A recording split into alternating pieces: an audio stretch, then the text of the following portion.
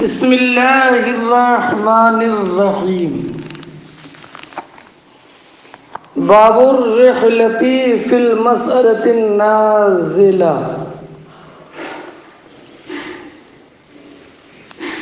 رحلہ بمعنی ارتحال، معنی یہ باب اس بیان میں ہے کہ کسی درپیش مسئلہ معلوم کرنے کے لیے کوچ کرنا، عالم کے پاس جانا۔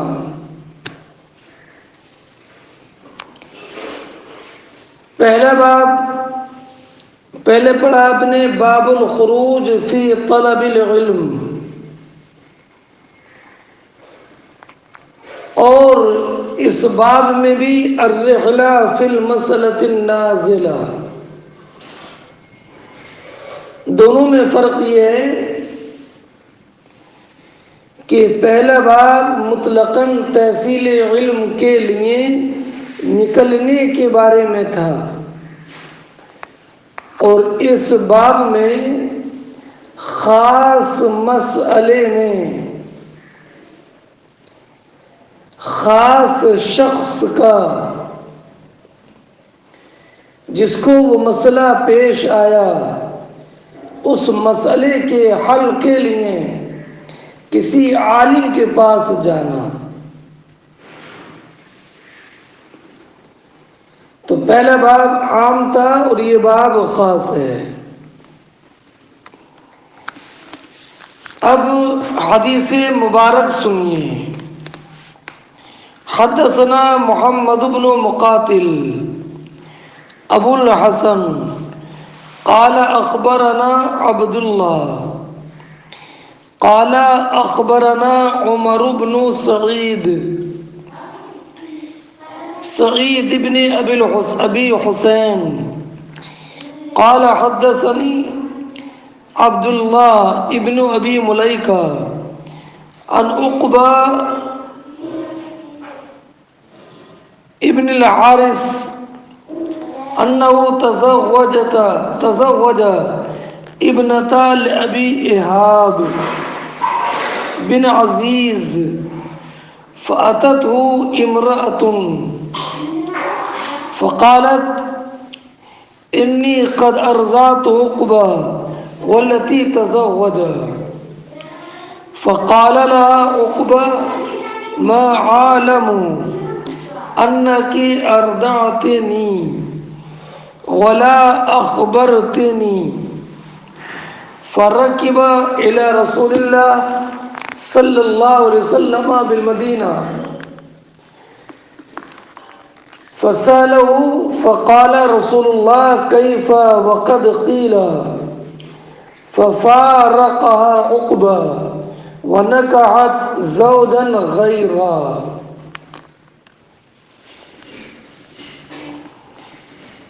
اس حدیث کے راویوں میں سے تیسرے راوی عمر بن سعید بن ابی حسین المکی، یہ حضرت امام طاؤس، عطا ابن یسار وغیرہ اکابر تابعین سے روایت کرتے ہیں، اور ان سے روایت کرنے والے یحییٰ قطان، روح اور دوسری جماعت ہے۔ چوتھے راوی عبداللہ ابن عبید اللہ بن ابی ملیکہ، ان کا ذکر پہلے گزر گیا ہے۔ پانچویں صحابی رسول ہیں عقبہ بن حارث بن عامر بن عدی بن نوفل بن عبد مناف، یہ قرشی ہیں، مکی ہیں۔ فتح مکہ کے موقع پر انہوں نے اسلام قبول کیا اور یہ مکہ مکرمہ ہی میں رہے۔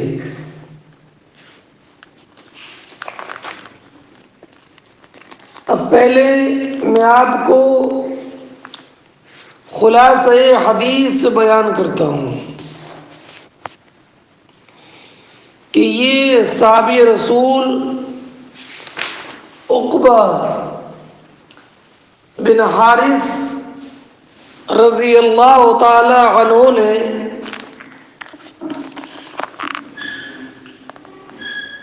ابو ایہاب بن عزیز کی بیٹی سے نکاح کیا مکہ مکرمہ میں۔ اس کے بعد ایک عورت عقبہ ابن حارث کے پاس آئی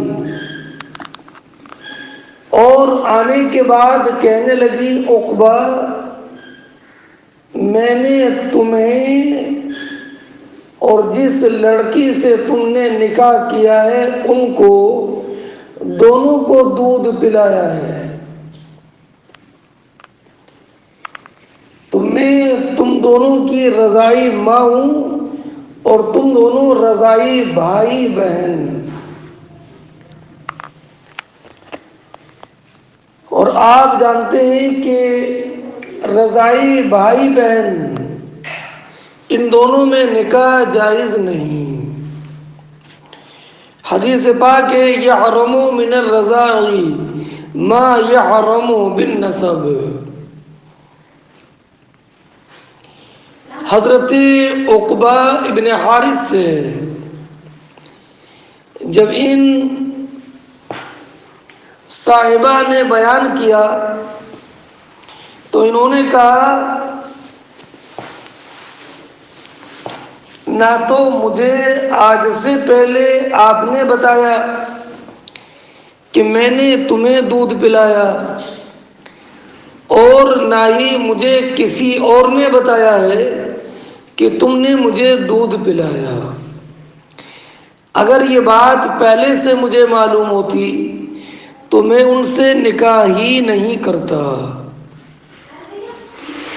تو یہ بڑی تشویش کے عالم میں تھے۔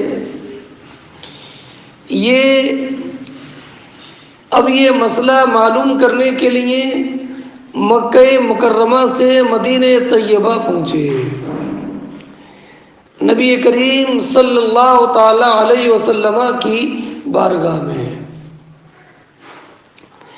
کیا مسئلہ معلوم کرنے کہ میں نے ایک عورت سے نکاح کر لیا اور نکاح کے بعد ایک عورت یہ بتاتی ہے کہ میں نے تمہیں اور جس سے تم نے نکاح کیا ہے ان کو دونوں کو دودھ پلایا ہے،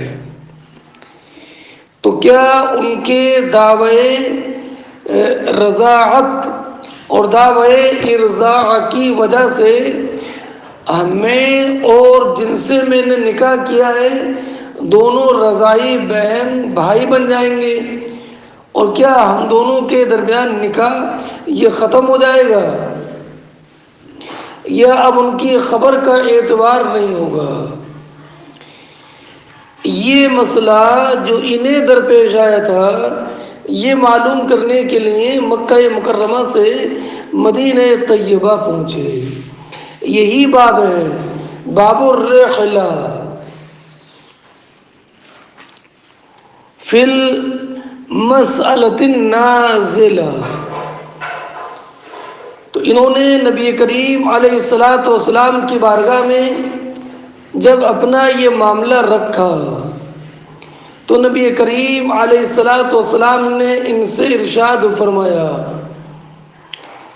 کہ تم دونوں ایک ساتھ کیسے رہ سکتے ہو حالانکہ یہ بات کہی جا رہی ہے؟ تو حضرت عقبہ ابن حارث نے ان کو طلاق دے دی اور انہوں نے کسی دوسرے سے نکاح کر لیا۔ تو یہ حدیث پاک ہے اور اس حدیث سے مطابقت باب بالکل ظاہر و باہر ہے۔ اب رہا یہ کہ ایک عورت کی گواہی سے کیا حکم رضاعت ثابت ہو جاتا ہے، تو میں اس تعلق سے آپ سے تفصیلی کلام کروں گا، اور اس میں جو ہمارے ائمہ کرام کے درمیان اختلاف ہے میں اسے بیان کرتا ہوں۔ ہاں، امام اعظم رضی اللہ تعالی عنہ کے نزدیک رضاعت اسی سے ثابت ہوتی ہے جس سے مال ثابت ہوتا ہے، وہ ہے دو مردوں کی گواہی یا ایک مرد اور دو عورتوں کی گواہی۔ تنہا عورتوں کی گواہی سے حکم رضاعت ثابت نہیں ہوتا ہے۔ اب نبی کریم صلی اللہ تعالی علیہ وسلم نے ان سے ارشاد فرمایا تھا، کیف وقد قیل، تم دونوں ساتھ کیسے رہ سکتے ہو حالانکہ یہ بات کہی جا رہی ہے۔ تو یہ حکم شبہ سے اعتراض کے طور پر تھا، اور یہ وہ حکم تھا کہ جس کی بنیاد ورع، تقوی، پرہیزگاری پر تھی، اور نبی کریم صلی اللہ تعالی علیہ وسلم نے جب یہ فرمایا ففارقها، تو عقبہ بن حارث نے ان کو چھوڑ دیا، تو یہاں پر فارقہ سے مراد ہے طلقها۔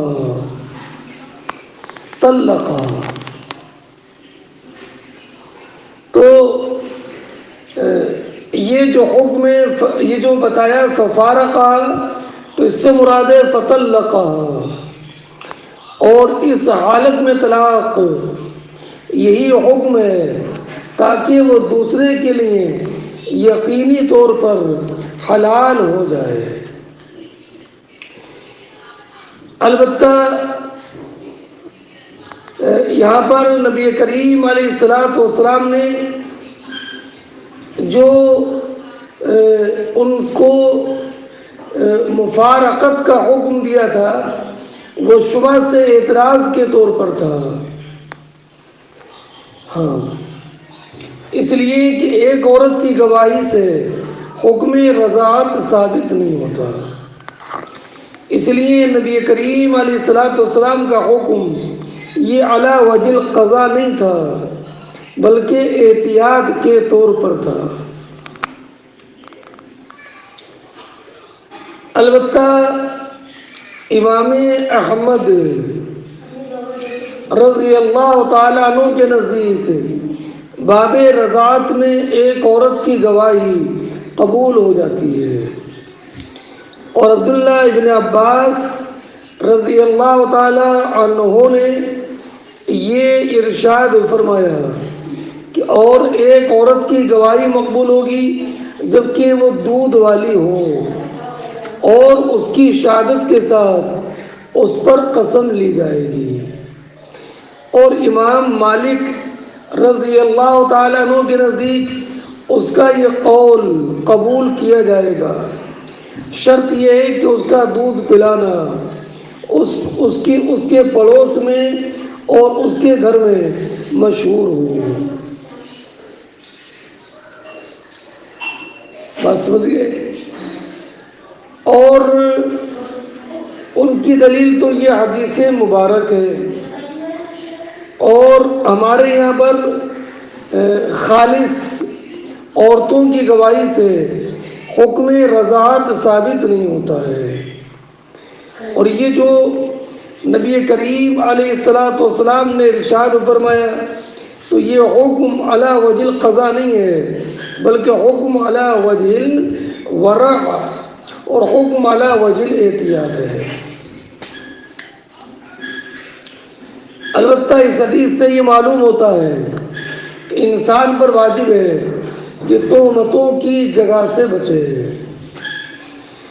اور اس حدیث سے یہ بھی ثابت ہوا کہ انسان کو جو مسئلہ معلوم نہ ہو اور وہ مسئلہ معلوم کرنے کے لیے مشقت بھی اگر برداشت کرنا پڑے اور سفر بھی کرنا پڑے تو وہ سفر کرے۔ حضرت عامر شامی نے کہا کہ اگر ایک نفع بخش جس کا نفع دیر پا ہو، ایسا نفع بخش کلمہ سننے کے لیے اگر شام کے آخری کنارے سے یمن کے آخری کنارے تک جانا پڑے تو ضرور جائے۔ اب آپ ترجمہ کیجئے۔ فرماتے ہیں حدثنی عبداللہ ابن ابی ملیکہ عن عقبۃ بن الحارث انہو تزوج کہ عقبہ ابن حارث نے نکاح کیا تھا ابو احاب بن عزیز کی بیٹی سے، فَأَتَتْهُ امرأة تو ایک عورت ان کے پاس حاضر ہوئی اور انہوں نے آنے کے بعد کہا کہ انی قد ارضعت عقبہ والتي تزوج، کہ میں نے عقبہ کو اور جس سے عقبہ نے نکاح کیا ان کو دودھ پلایا ہے۔ فقال لها عقبہ تو ان سے عقبہ نے کہا ما عالم انکی ارضعتنی ولا اخبرتنی، مجھے یہ بات معلوم نہیں کہ تم نے مجھے دودھ پلایا اور نہ ہی یہ بات مجھے کسی نے بتائی، یعنی نہ مجھے تم نے یہ بتایا اور نہ مجھے بتایا اور نہ تمہارا مجھے دودھ پلانا مجھے معلوم تھا۔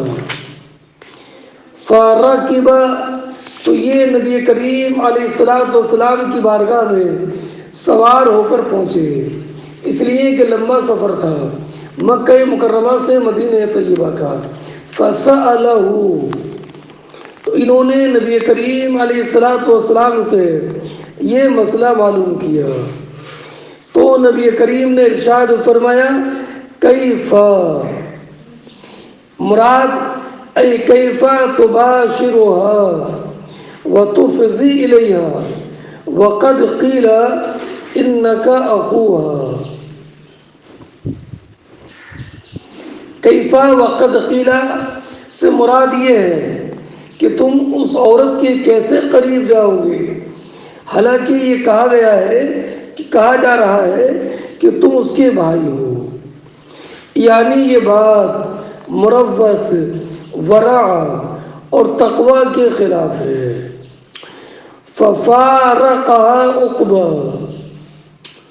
تو عقبہ نے ان کو طلاق دے دی، وَنَكَحَتْ زَوْجًا غَيْرَهُ اور انہوں نے دوسرے شوہر سے نکاح کر لیا۔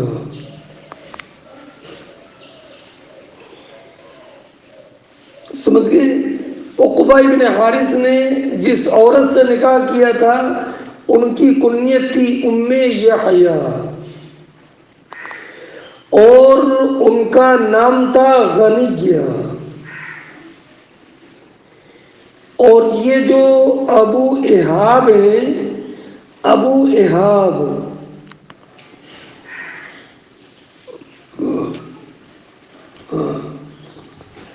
تو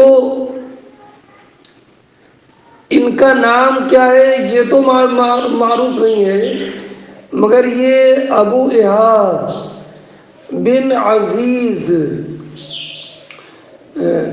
بن قیس بن سوید بن ربیعہ ہے۔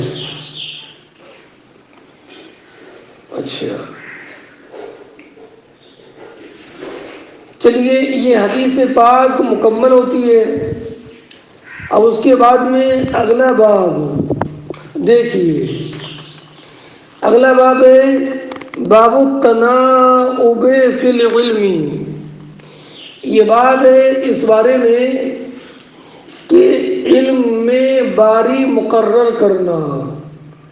تناؤب یہ باب تفاعل کا مصدر ہے، اس کا معنی باری باری حاضر ہونا، یعنی علم کی مجلسوں میں اگر اپنی مصروفیت اور اپنی مشغولیت کی وجہ سے روزانہ حاضر نہ ہو سکے تو اس کے لیے باری مقرر کرنا، یعنی ایک دن یہ مجلس علم میں حاضر ہو اور مجلس علم میں جو علم کا بیان ہوا یہ آ کر کے اپنے ساتھی کو بتا دے، اور دوسرے دن ساتھی مجلس علم میں حاضر ہو، یہ اپنا کام کاج کرے اور علم کی مجلس میں جو باتیں ہوئی ہیں وہ آ کر اسے بتا دے۔ تو یہ باب بھی طلب علم میں شدت حرص کو بتانے کے لیے ہے۔ اب حدیث پاک دیکھیں۔ حدثنا ابو الیمان اخبرنا شعیب عن الزہری، طویل سند کے بعد قال ابو عبداللہ وقال ابن وہب اخبرنا یونس عن ابن شہاب عن عبید اللہ ابن عبداللہ بن ابی ثور عن عبداللہ ابن عباس عن عمر قال كنت انا وجار لي من الانصار في بني امیہ بن زید وهي من اوائل المدینہ۔ آخر حدیث تک طویل سند کے بعد یہاں پر امام بخاری رضی اللہ تعالیٰ عنہ نے جن راویان حدیث کا ذکر کیا ہے ان کی تعداد 9 ہو جاتی ہے، اس لیے کہ انہوں نے اس حدیث کو 2 طریق سے اس کی تخریج کی ہے۔ ان میں سے اکثر کا ذکر پہلے گزر گیا ہے، جیسے کہ ابو الیمان یہ حاکم ابن نافع ہیں، عبید اللہ ابن عبداللہ ابن ابی ثور یہ تابعی ہیں، اور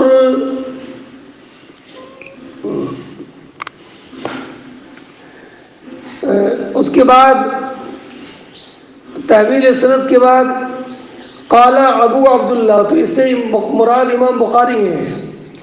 ابن وہب یا عبداللہ ابن وہب مصری ہیں۔ چلیے، اور باقی راویوں کا ذکر پہلے گزر گیا ہے۔ اب پہلے پوری حدیث کا میں خلاصہ ذکر کروں۔ حضرت عمر ابن خطاب رضی اللہ تعالی عنہ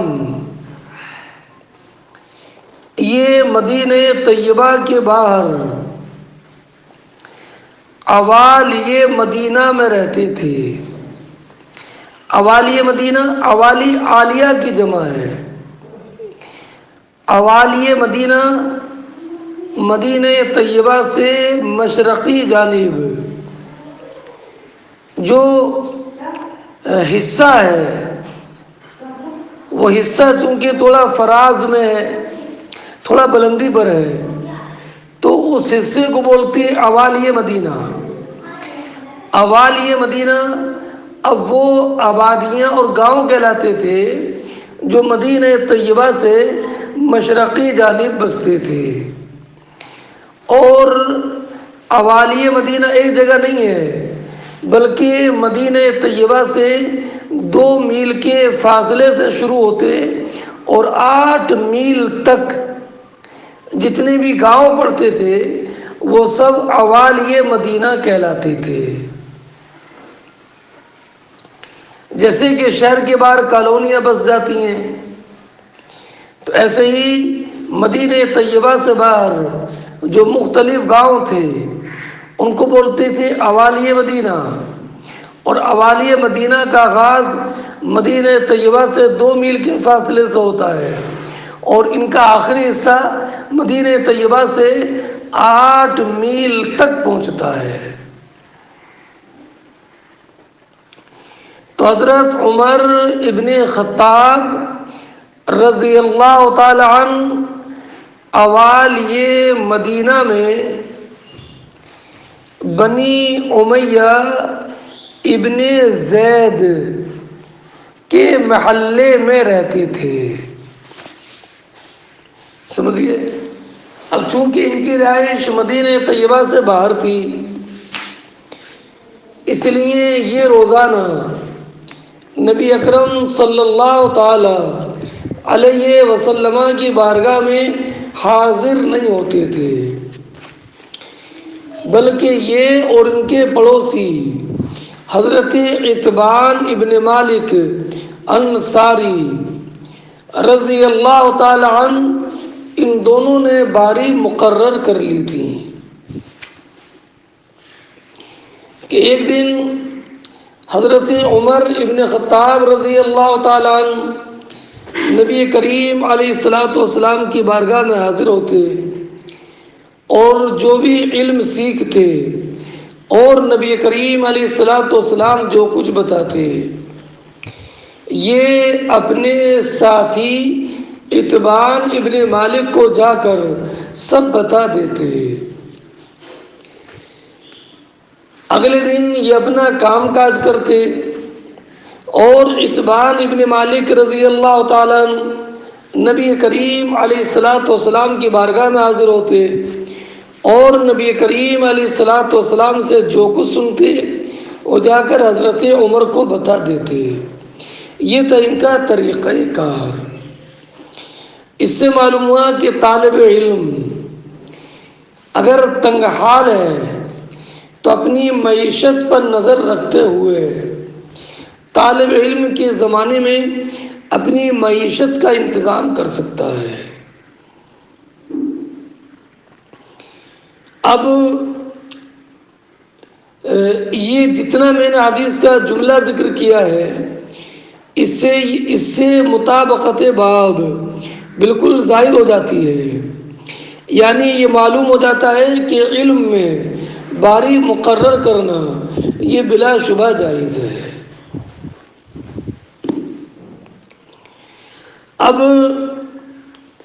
بیان فرماتے ہیں حضرت عمر ابن خطاب رضی اللہ تعالیٰ عنہ کہ ایک دن میرے پڑوسی عتبان ابن مالک انصاری کی باری کا دن تھا۔ وہ نبی کریم علیہ السلام کی بارگاہ سے آئے اور آنے کے بعد تیزی کے ساتھ میرا دروازہ کھٹکھٹایا، تیزی کے ساتھ دروازہ کھٹکھٹایا، یعنی خلاف عادت میرا دروازہ پیٹا، کھٹکھٹایا۔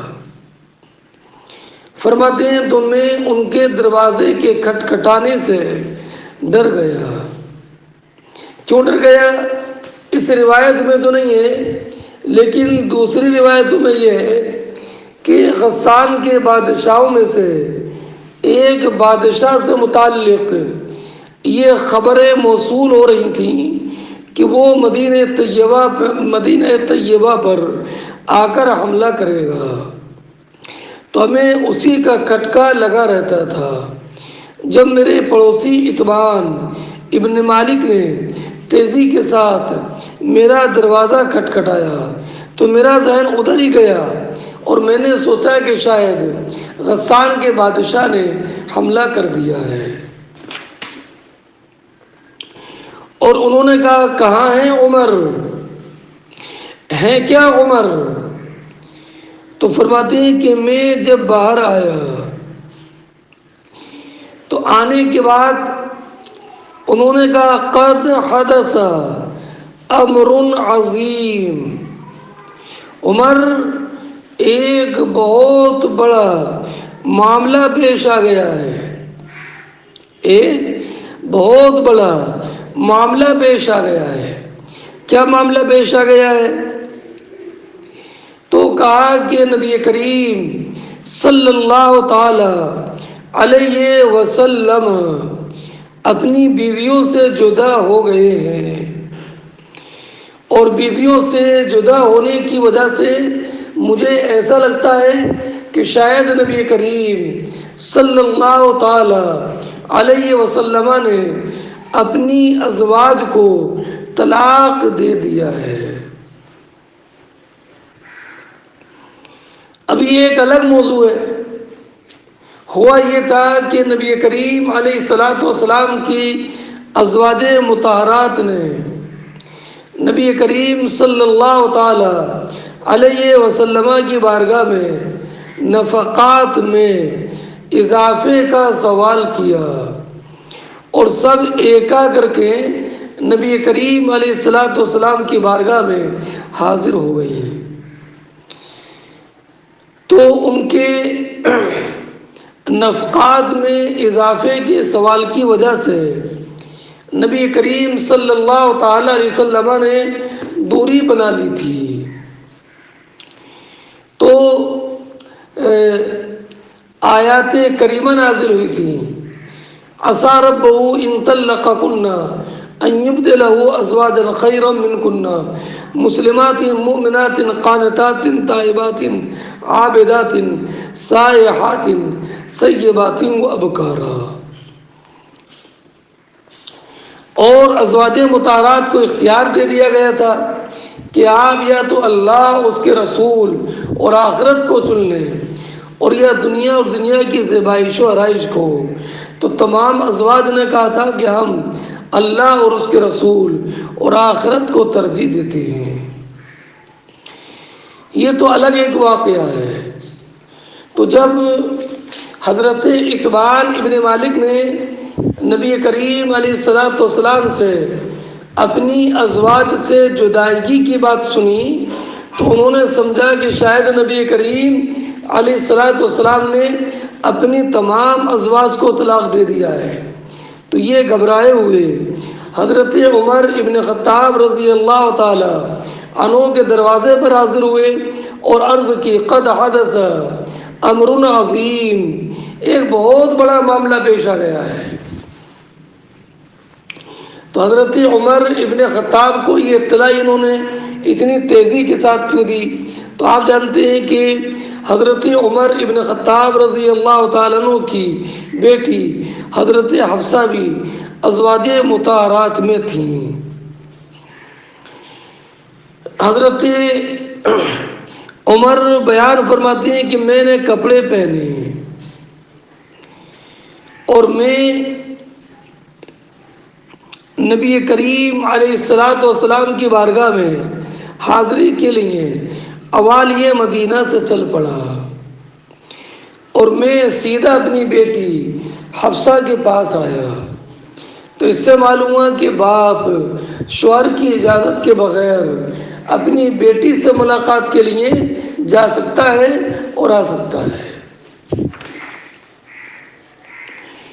تو دیکھا کہ ازواج مطہرات رو رہی ہیں، تو میں نے حفصہ سے معلوم کیا اطلقکن، کہ کیا نبی کریم علیہ الصلاۃ والسلام نے تمہیں طلاق دے دیا ہے؟ تو حضرت حفصہ کہتی ہیں لا ادری، مجھے یہ تو معلوم نہیں ہے کہ طلاق دیا ہے کہ نہیں، لیکن دوری اختیار کر لی ہے۔ اب حضرت عمر ابن خطاب رضی اللہ تعالیٰ عنہ بیان فرماتے ہیں کہ میں نبی کریم علیہ الصلوۃ والسلام کی بارگاہ میں پہنچا اور میں کھڑا تھا، اور میں نے کھڑے ہو کر نبی کریم علیہ الصلوۃ والسلام سے عرض کیا اطلقت نساءک یا رسول اللہ، یا رسول اللہ علیہ الصلوۃ والسلام، کیا آپ نے اپنی بیویوں کو طلاق دے دیا ہے؟ تو سرکار نے فرمایا لا، نہیں۔ فقلت اللہ اکبر، تو سرکار نے جب لا کہا تو میں نے وہیں پر اللہ اکبر کہا۔ اب یہاں پر اللہ اکبر کہنے کا محل کیا ہے؟ تو یہاں پر حضرت عمر ابن خطاب رضی اللہ تعالیٰ عنہ نے اللہ اکبر کہہ کر اظہار تعجب کیا کہ اتبان ابن مالک رضی اللہ تعالیٰ عنہ نے جو یہ بیان کیا تھا کہ سرکار نے اپنی ازواج کو طلاق دے دیا ہے، اور سرکار کی زبان سے معلوم ہوا کہ طلاق نہیں دیا، تو اپنے پڑوسی اتبان ابن مالک کے سوء فہم پر ان کو تعجب ہوا اور اظہار تعجب کے لیے کہا اللہ اکبر۔ بس سمجھ گیا؟ یہ مکمل حدیث پاک ہے۔ اب پہلے حدیث پاک کا ترجمہ کر لیں اور اس کے بعد اس سے جو مسائل مستنبط ہوتے ہیں میں ان مسائل کو بتاتا ہوں۔ فرماتے ہیں عبداللہ ابن عباس رضی اللہ تعالیٰ عنہ حضرت عمر سے روایت کر کے قال کہ حضرت عمر نے کہا کنت انا وجار لی من الانصار فی بنی امیہ ابن زید وہی من عوال المدینہ، کہ میں اور انصار میں سے میرا ایک پڑوسی اوالیہ مدینہ میں محل بنی امیہ بن زید میں رہتے تھے۔ میں نے پہلے بتا دیا آپ کو کہ یہ انصاری قبیلہ اوس اور خزرج کے ان معزز افراد کا نام ہے، لقب ہے، جنہوں نے اسلام قبول کیا اور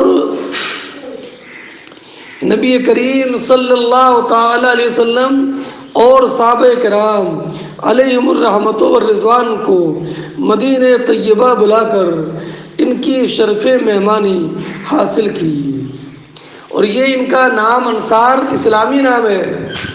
اس سے پہلے ان کو انصار نہیں کہا جاتا تھا، یا تو یہ نصیر کی جمع ہے یا ناصر کی جمع ہے، یہ تشریح میں پہلے کر چکا ہوں۔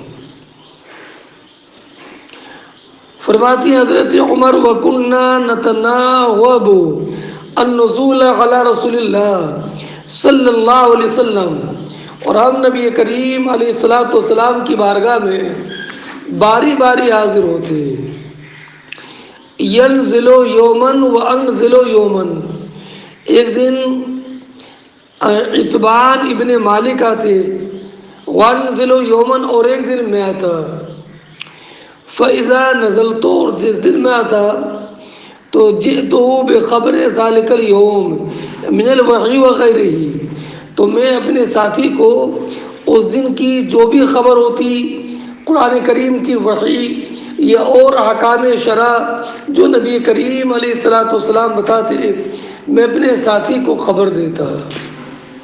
وَإِذَا نَزَلَ فَعَلَ مِثْلَ ذَلِكَ، اور جب اتبان ابن مالک نبی کریم علیہ الصلوۃ والسلام کی بارگاہ میں حاضر ہوتے تو اس دن کی وحی وغیرہ اور دیگر احکام شرع جو کچھ بھی ہوتے وہ جا کر مجھے بتاتے۔ فنزل صاحبی الانصاری یوم نوبتہ، تو میرے پڑوسی انصاری ساتھی اپنی باری کے دن آئے، کہاں؟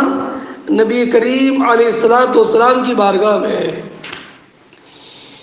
اور واپس ہوئے۔ فضرب بابی ضربا شدیدا، اور میرا دروازہ زور سے پیٹا، میرا دروازہ زور سے پیٹا، اور کہا اسما ہوا، اسما نہیں اسما ہوا، یہ سما آتا ہے مکان بعید کے لیے، اسما ہوا، دروازہ پیٹ کر معلوم کیا وہ کہاں ہے، یعنی عمر کہاں پر ہے، عمر کہاں پر ہے، اسما ہوا۔ اور سما کا اطلاق قرآن میں بھی، وَأَزْلَفْنَا ثَمَّ الْآخَرِينَ وَإِذَا رَأَيْتَ ثَمَّ رَأَيْتَ نَعِيمًا وَمُلْكًا كَبِيرًا۔ فرماتی حضرت عمر بن خطاب رضی اللہ تعالیٰ عنہ، ان کے بے وقت زور سے دروازہ پیٹنے کی وجہ سے میں گھبرا گیا۔ گھبرانے کی وجہ یا تو زور سے دروازہ پیٹنا، اور ایک وجہ میں نے اور بتائی کہ غسان کے بادشاہوں میں سے ایک بادشاہ کے مدینہ طیبہ پر چڑھائی کرنے کی خبر ملتی رہتی تھی، تو میں سمجھا کہ شاید آج غسان کے بادشاہ نے مدینہ طیبہ پر چڑھائی کر دی ہے۔ تو میں گھبرا گیا، فخرجت الیہ، اور میں گھر سے اپنے ساتھی کے پاس دروازے پر پہنچا، فقال، انہوں نے کہا، قد حدث امر عظیم، امر عظیم پیدا ہو گیا۔ امر عظیم سے مراد نبی کریم علیہ الصلوۃ والسلام سے کا اپنی ازواج مطہرات سے الگ ہو جانا۔ اب نبی کریم علیہ الصلوۃ والسلام کے اپنی ازواج مطہرات سے الگ ہونے کو انہوں نے امر عظیم کیسے کیوں کہہ دیا؟ تو چونکہ الگ ہونا یہ مظنہ طلاق تھا، مظنہ ہو سکتا کہ نبی کریم علیہ الصلوۃ والسلام نے طلاق دے دی ہو، اور خصوصاً حضرت عمر کے لیے تو یہ امر عظیم تھا کہ چونکہ ان کی بیٹی ازواج مطہرات میں تھیں۔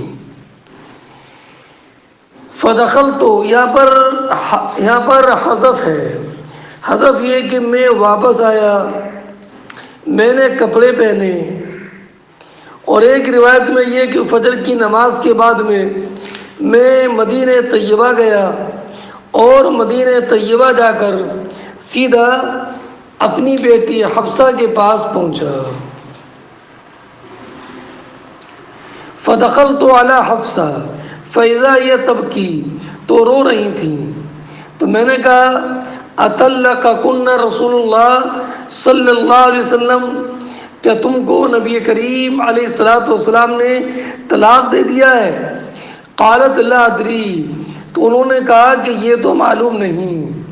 ثم دخلت علی النبی، تو پھر میں نبی کریم علیہ الصلوۃ والسلام کی بارگاہ میں حاضر ہوا، وانا قائم، اور میں کھڑا تھا، تو میں نے معلوم کیا، اطلقت نساءک، کیا تم نے کیا یا رسول اللہ، کیا آپ نے اپنی ازواج کو طلاق دے دیا ہے؟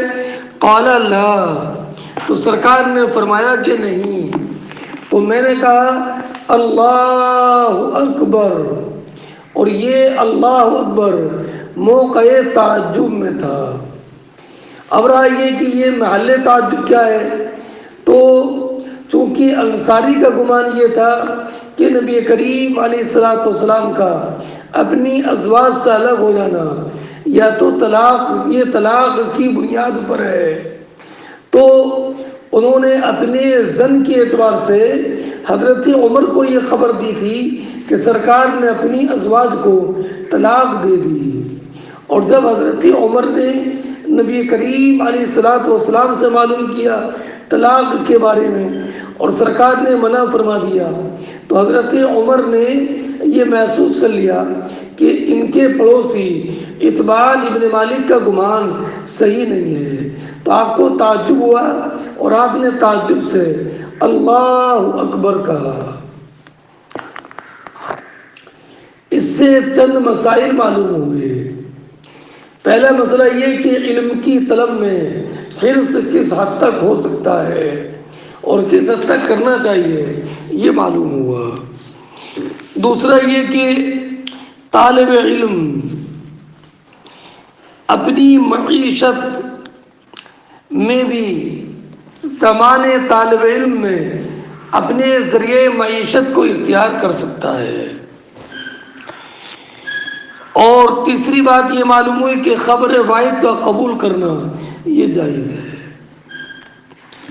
اور چوتھی بات یہ معلوم ہوئی کہ صحابہ کرام علیہم الرحمۃ والرضوان نبی کریم علیہ الصلوۃ والسلام کی زبان مبارک سے جو سنتے وہ دوسرے صحابہ کرام تک پہنچاتے۔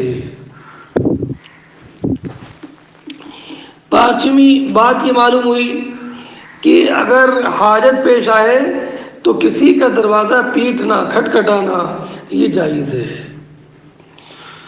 اور چھٹی بات یہ معلوم ہوئی کہ والد اپنی بیٹی کے گھر میں اس کی شوہر کے اجازت کے بغیر آ سکتے ہیں۔ اور ساتویں بات یہ معلوم ہوئی کہ کھڑے ہو کر سوال کرنا بھی جائز ہے۔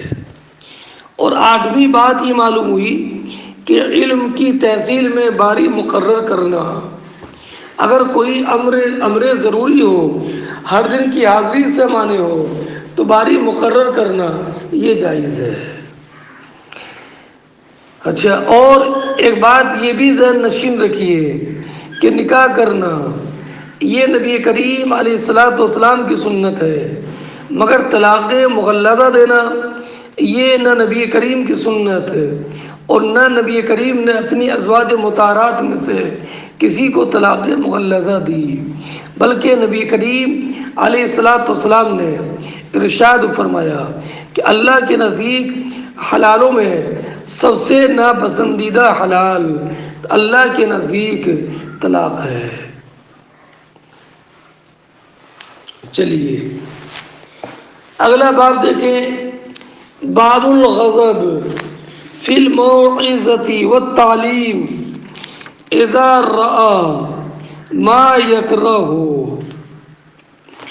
یہ باب اس بارے میں کہ عالم، معلم، واعظ اگر اپنی تعلیم کے درمیان یا واعظ اپنے واعظ کے درمیان کوئی ناپسند چیز دیکھے تو اظہار غضب کرے۔ اظہار غضب، غضب وہ کیفیت ہے جو کسی ناپسندیدہ شے کی وجہ سے خون کے جوش مارنے سے حاصل ہوتی ہے۔ بات سمجھ گئے؟ اب پہلا باب تھا التناؤب فی العلم، علم میں باری مقرر کرنا، اور باری مقرر کرنا یہ متعلم کی صفت ہے۔ اور اس باب میں جو مذکور ہے وہ بھی متعلم کی صفت، وہ یہ کہ معلم جب متعلم سے کوئی ایسی بات دیکھے جو ناپسندیدہ ہو تو ان پر اظہار غضب کرے اور ان پر نکیر کرے۔ اس اعتبار سے دونوں باب ایک دوسرے کے مناسب ہیں۔ حدثنا محمد بن کثیر قال اخبرنا سفیان عن ابن ابی خالد عن قیس بن ابی حازم عن ابی مسعود الانصاری قال قال رجل یا رسول اللہ لا اکاد ادرک الصلاة مما یطول بنا فلان۔ سنو، اس حدیث کے جو راوی ہیں ان میں اکثر کا ذکر پہلے گزر گیا ہے۔ صحابی رسول ہیں، ابو موسیٰ ابو مسعود عقبہ ابن عمرو انصاری بدری خزرجی. اور ایک ان کے راوی کون ہیں؟ قیس ابن ابی حازم. قیس ابن ابی حازم یہ کوفی ہیں. ان کی کنیت ہے ابو عبداللہ احمسی. سفیان سے مراد سفیان ثوری. چلیے اب پہلے میں آپ کو خلاصہ حدیث بتاؤں. خلاصہ حدیث یہ ہے کہ ایک صاحب نبی کریم صلی اللہ تعالی علیہ وسلم کی بارگاہ میں حاضر ہوئے اور انہوں نے حاضر ہو کر نبی کریم علیہ الصلوۃ والسلام کی بارگاہ میں ایک صاحب کی شکایت رکھی. کیا شکایت یہ بیان کی، یا رسول اللہ علیہ الصلوۃ والسلام، میں نماز بجماعت سے محروم رہ جاتا ہوں،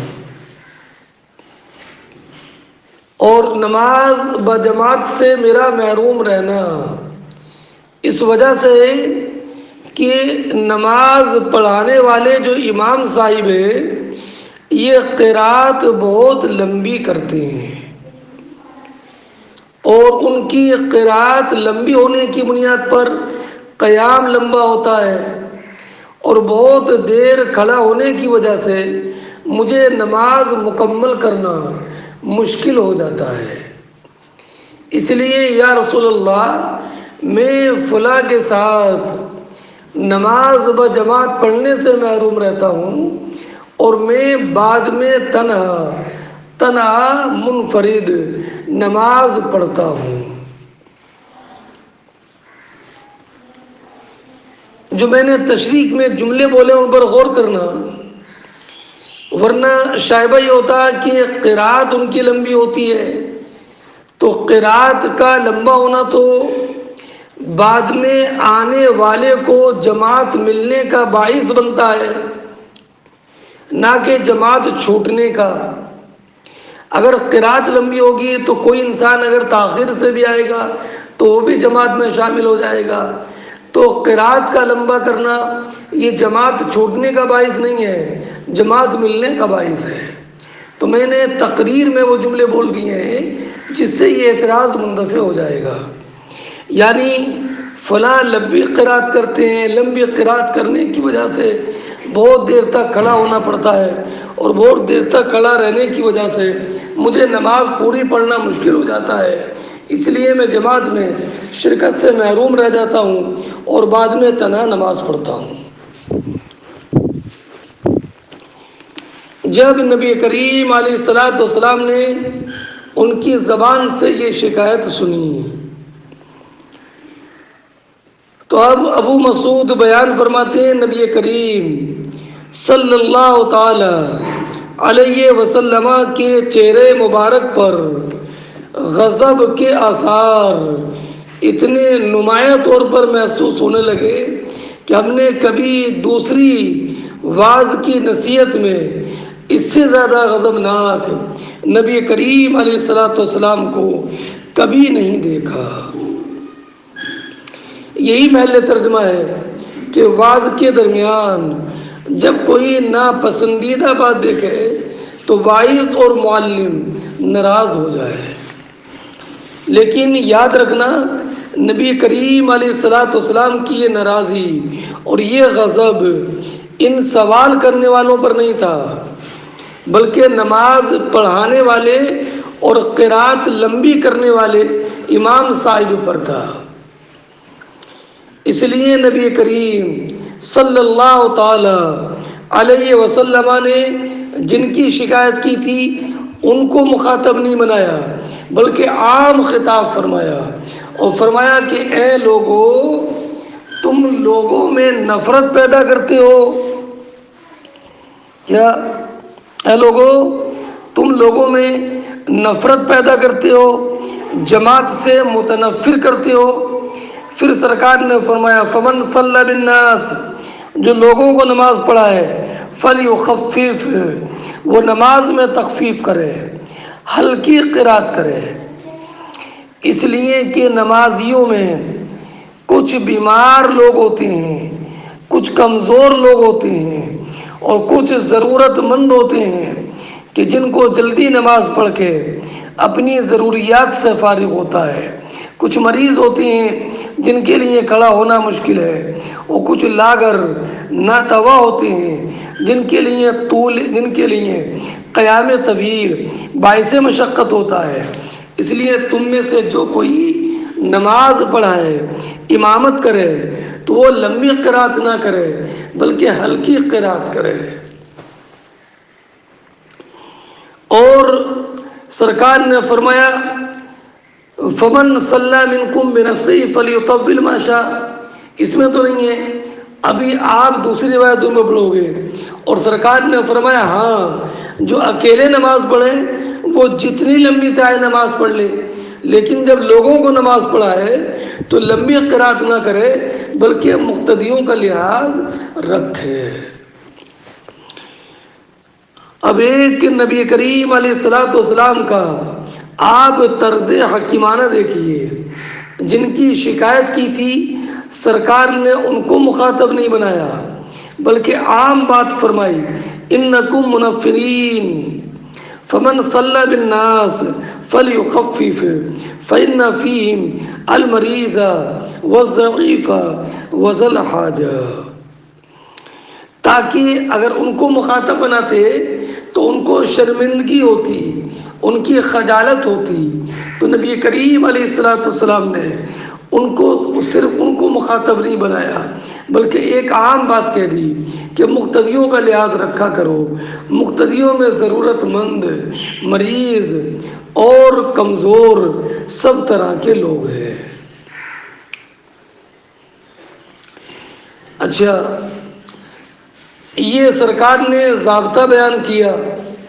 اور ابھی آپ کتاب الصلاۃ میں پڑھو گے کہ نبی کریم علیہ الصلوۃ والسلام خود کبھی بہت لمبی قرات کرتے تھے، یہاں تک کہ ایک رکعت میں سورہ یوسف پڑھ دیا کرتے تھے۔ ایسا بھی ہوا تو خود نبی کریم علیہ الصلوۃ والسلام نے قرات لمبی کی ہے، اور قاعدہ اور ضابطہ یہ بیان کیا ہے فمن صلی بالناس فلیخفف۔ تو اس کا جواب یہ ہے کہ سرکار نے جب لمبی قرات کی تو وہاں پر اجلہ صحابہ کرامی شامل تھے، جو کہ نہ ضرورت مند تھے، نہ کمزور تھے، اور نہ بیمار تھے، اور ان کو قرات سننے میں نشاط اور رغبت تھی۔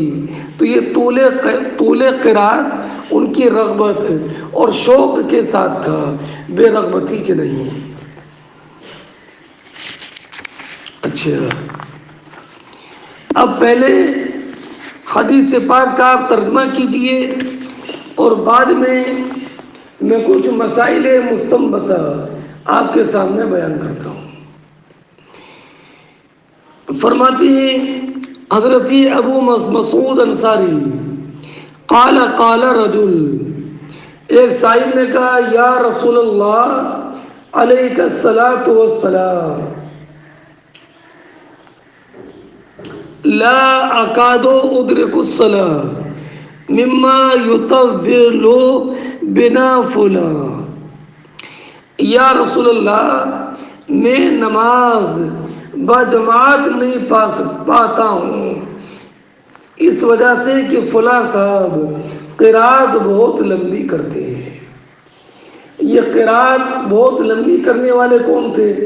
تو بعض روایتوں میں ذکر ہے کہ یہ معاذ ابن جبل تھے، اور یہ وضاحت اگلی روایت میں آئے گی۔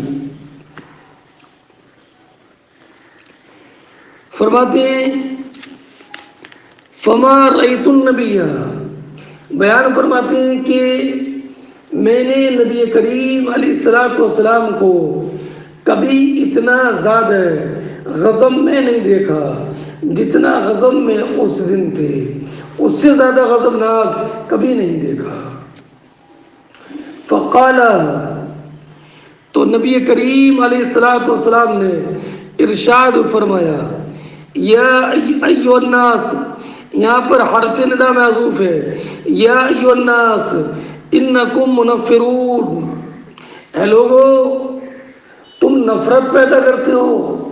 یا ایھا الناس، حرف ندا ایھا محذوف ہے، اور الناس یہ مقصود بالندا ہے مگر یہ معرف باللام ہے، اور آپ نے پڑھا کہ جب منادہ معرف باللام ہو تو اس پر حرف ندا کو داخل نہیں کرتے ہیں بلکہ بیچ میں یہ ایو ہاذا کے ذریعے فصل کرتے ہیں تاکہ دو اعلی تعریف کا اجتماع لازم نہ آئے۔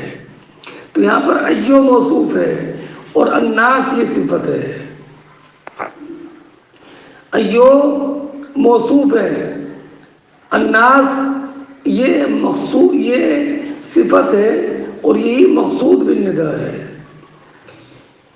ایو کو موصوف میں اس لیے کہنے پر زور دے رہا ہوں، اس لیے کہ میں نے سنا کہ ایک صاحب نے یہ بتا دیا کہ یا ایو الناس میں دو حرف ندا ہیں، ایک یا اور ایک ایو۔ اللہ اکبر کبیرہ۔ اچھا، تو نبی کریم نے ارشاد فرمایا، فمن صلی بالناس فلیخفف، جو لوگوں کو نماز پڑھائے وہ ہلکی نماز پڑھائے، فإن فیہم المریض والضعیف وذا الحاجہ، اس لیے کہ لوگوں میں مریض بھی ہوتے ہیں، کمزور بھی ہوتے ہیں اور حاجت مند بھی ہوتے ہیں۔ کمزور الگ ہے، مریض الگ ہے۔ کمزور تو کبھی طول عمر کی وجہ سے بھی ہوتا ہے، اور مرض جو ہے، مرض اور مریض کے لیے کمزوری اگرچہ لازم ہے لیکن ہر کمزور کا مریض ہونا یہ لازم نہیں ہے۔ بات سمجھے؟ اب سرکار نے ان تینوں کا تین کا ذکر کیوں کیا؟ ضعیف، کمزور اور مریض اور حاجت مند۔ تو علامہ عینی فرماتے ہیں دراصل یہ تخفیف کے مقتضی تمام انواع کو شامل ہے، اس لیے کہ تخفیف کا مقتضی یا تو اس کی ذات میں ہوگا یا نہیں۔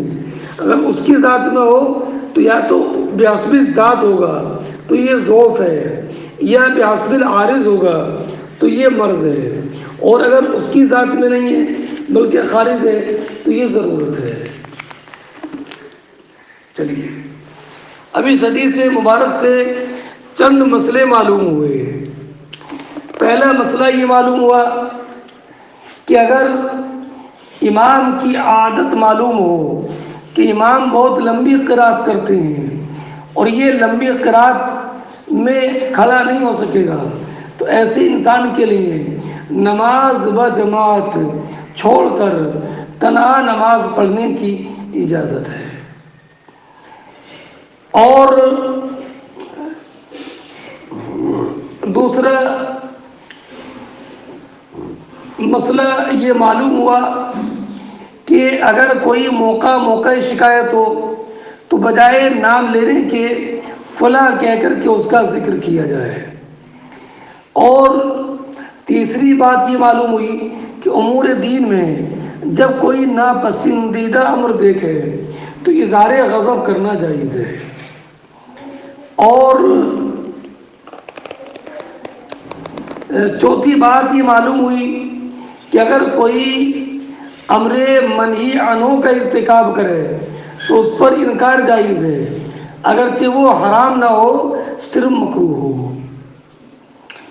اور پانچویں بات یہ معلوم ہوئی کہ اگر مقتدی لمبی قرات پر راضی نہ ہو تو نماز کو لمبا کرنا یہ مناسب نہیں ہے۔ اور ایک بات یہ معلوم ہوئی کہ تعزیر بالکلام بھی جائز ہے، یعنی بات چیت میں دوسرے کی نصیحت اور زجر و توبیخ کرنا۔ اور چھٹی بات یہ معلوم ہوئی کہ نبی کریم علیہ الصلوۃ والسلام نے نماز کی تخفیف کا حکم دیا، اس وجہ سے کہ لوگوں میں مریض وغیرہ یا حاجت مند یا کمزور لوگ تھے۔ تو اس سے معلوم ہوا کہ نبی کریم علیہ الصلوۃ والسلام اپنی امت پر کتنے زیادہ مہربان تھے۔ اچھا، نبی کریم علیہ الصلوۃ والسلام کا خود یہ معمول تھا کہ جب صحابہ کرام علیہم الرحمۃ والرضوان کی رغبت قرأت قرآن سننے میں ہوتی تو سرکار قرأت لمبی کر دیتے، اور اگر پیچھے نماز پڑھنے والی عورتیں، ان عورتوں کا کوئی بچہ روتا تو بھی آگے حدیث پاک آئے گی کہ بچے کے رونے کی وجہ سے نبی کریم علیہ الصلوۃ والسلام قرأت کو ہلکا کر دیتے۔ ایک اسی باب سے متعلق ایک حدیث پاک اور ہے، لیکن اس حدیث کی تشریح میں ذرا وقت لگے گا، اس لیے میں اپنی بات یہیں پر مکمل کرتا ہوں، اور آنے والی جو حدیث پاک ہے اس کی تشریح انشاءاللہ میں کل کروں گا، جس میں لقطہ اور لقطے کی احوال کا بیان ہے۔ آپ حضرات باضابطہ مطالعہ کر کے آئیے گا۔ اللہ رب العزت ہم سب کو علم نافع کی دولت سے سرفراز فرمائے۔ السلام علیکم ورحمۃ اللہ وبرکاتہ۔